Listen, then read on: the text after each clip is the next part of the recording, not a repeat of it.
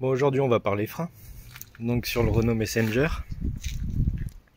il y a déjà une vidéo ou deux, je sais plus, sur YouTube où j'explique un petit peu tout ce que j'avais fait lorsque je l'ai acheté. Grosse révision, amortisseur, pompe à eau, distribution, enfin pas mal de choses. Et tout le circuit de freinage, cylindre de roue, plaquettes, remise en état des étriers, un petit peu tout. Et là, depuis quelques semaines, quand je prenais le véhicule qui n'avait pas roulé depuis la veille ou même plusieurs jours, c'était pire, la pédale de frein, j'avais intérêt à pomper un petit peu, sans quoi au premier freinage, 2-3 premiers freinages même, il y avait un train de pneus à l'arrière qui se bloquait. Donc ça en général, c'est le maître cylindre, donc cette bête là, qui est un petit peu malade. Généralement c'est les coupelles. Donc alors comment ça fonctionne? Il y a le réservoir de Lockheed, donc liquide de frein. C'est poussé par la pédale. À l'intérieur, il y a deux pistons qui créent donc deux chambres. Une chambre pour les freins arrière, une chambre pour les freins avant. L'étanchéité se fait par ce qu'on appelle des coupelles. Donc c'est en caoutchouc, des sortes de joints. Et lorsque ça commence à être fatigué, on peut avoir un côté sur un train de pneus qui va bloquer au premier freinage. Donc il faut pomper pour recréer la pression et puis ça fonctionne un peu mieux. Et puis là, je l'ai un peu chargé. Et du coup, je me suis retrouvé avec la pédale qui s'enfonçait au plancher, sans résistance. Donc ça en général, c'est pas le master vac, parce que le master vac dans le cerveau frein, c'est ce qui permet de démultiplier la puissance à la pédale, qui permet de pas devoir se mettre debout sur la pédale pour obtenir du freinage. Ça généralement quand c'est mort, la pédale justement devient dure comme du bois. Là moi mon problème c'est que la pédale, elle est pas dure comme du bois. Enfin là elle est dure parce qu'évidemment le moteur n'est pas démarré, mais elle va s'enfoncer jusqu'au plancher. Donc moteur démarré, ça s'enfonce jusqu'au plancher, on pousse dessus avec le petit doigt et j'ai du freinage que à l'avant. Ça veut dire qu'il y a une coupelle, la coupelle qui est sur le piston pour le train arrière, qui s'est certainement retournée parce que c'est usé. Donc remplacement du médecin. Donc heureusement par chance j'avais été prévoyant quand j'avais acheté le camion, j'avais trouvé quelques pièces à un tarif raisonnable. Donc j'avais acheté un mètre cylindre. Alors ça fait quelques années maintenant que je l'ai. Mais il était plutôt propre. Il est plutôt en bon état. Il est tout beau. Donc un petit nettoyage à ce niveau-là. À l'intérieur, il faut que ce soit propre. Là, on voit le premier piston. Donc poussé par la pédale. Je pense qu'il est pas très vieux. C'est un camion qui a dû partir pour pièces, mais le maître cylindre avait été remplacé plutôt récemment, donc c'est pas celui d'origine. On voit parce qu'il est pas bichromaté, hein, il est pas couleur or, il est couleur aluminium. Les joints là sont pour le bocal, sont pour le réservoir de Lockheed. C'est vraiment super propre. Je l'avais conservé dans du chiffon, donc il doit bien fonctionner. Bon, la seule emmerde, c'est qu'il faut purger après. Donc pour la purge, évidemment, on commence par la roue, par le frein le plus éloigné du maître cylindre, c'est-à-dire arrière gauche. Ensuite on passe à l'arrière droit, l'avant droit, et on termine par l'avant gauche. Et on y va jusqu'à ce qu'il n'y ait plus de bulles. Alors quand on démonte juste le maître cylindre, moi ce que j'aime bien faire, c'est pousser le Lockheed depuis les purges sur les freins. Comme ça évite que l'air rentre dans le circuit jusqu'au bout du camion qui fait quand même plus de 5 mètres de long. Mais ma seringue est restée sur mon bateau, du coup je vais en profiter pour remplacer tout le liquide de frein. C'est pas plus mal vu que j'ai fait le dernier remplacement il y a 6 ans. Normalement c'est tous les 2 ans. Donc je vais faire une purge traditionnelle pour tout remplacer et puis ce sera pas mal. Donc c'est parti pour le démontage. Alors évidemment on commence par vider le bocal, ça évite d'en foutre partout.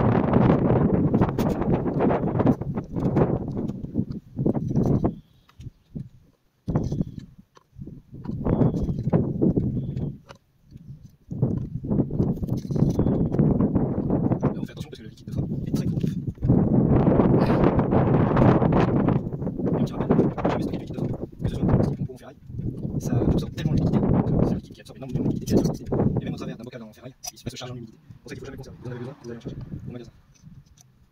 Et si il en reste, ça peut vous servir pour remplir un pot, pour éponger l'extrémité de la truite.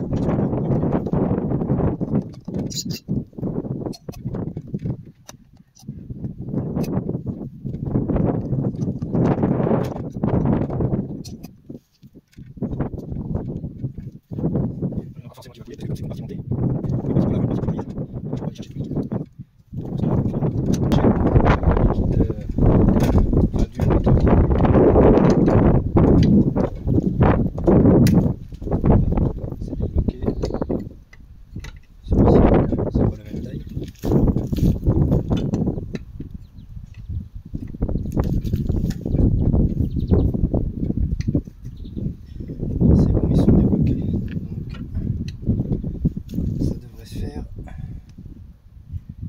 Sans misère. Et il faut surtout les approcher à la main quand on veut les reconnecter. Ne pas forcer sur les durites parce que c'est plutôt sensible. On a vite fait de faire un pli dans les tubes.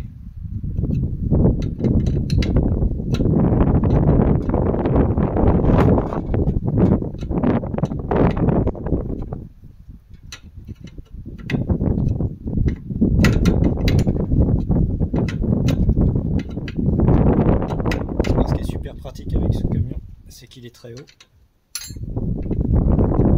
que ce soit pour aller en dessous, il n'y a pas besoin de rampe, il n'y a pas besoin de cric, et niveau moteur, ça se fait très facilement, c'est à hauteur.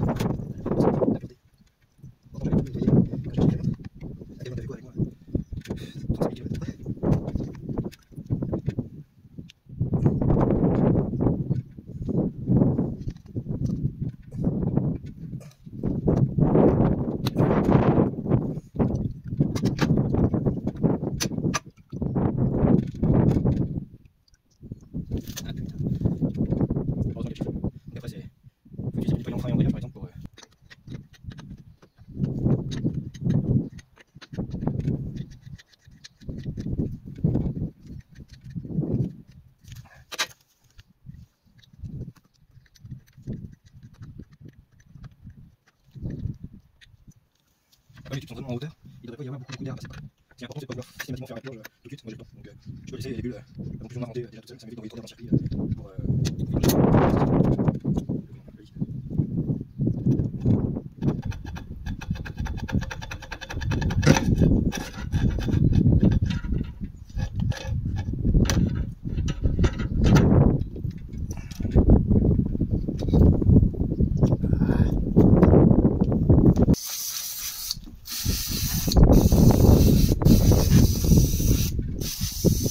Très important, c'est mettre un petit peu de graisse à l'extrémité ici du piston.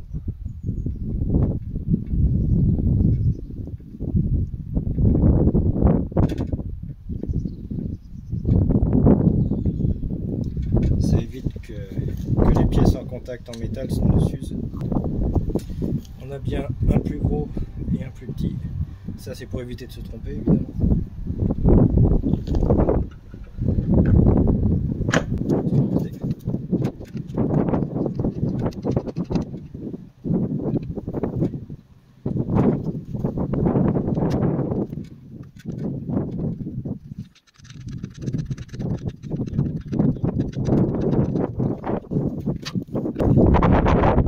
Comme il y a des rondelles qui sont fondues, pour éviter que ça se desserre avec des vibrations, il n'y a pas besoin de serrer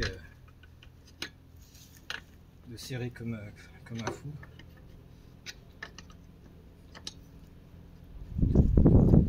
C'est tout.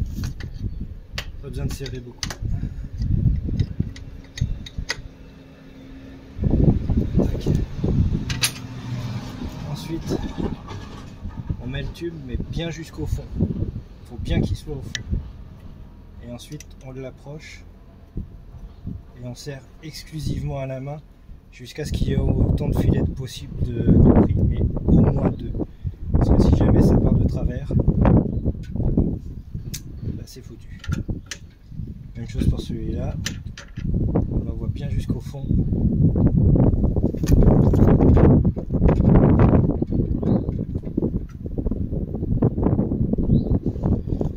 Si ça coince comme là, déjà j'ai eu du mal à l'enlever de toute façon parce que c'est un petit peu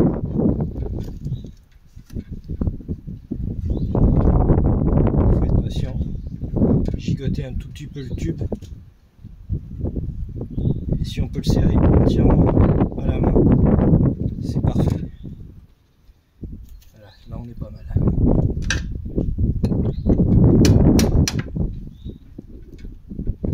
On serre convenablement.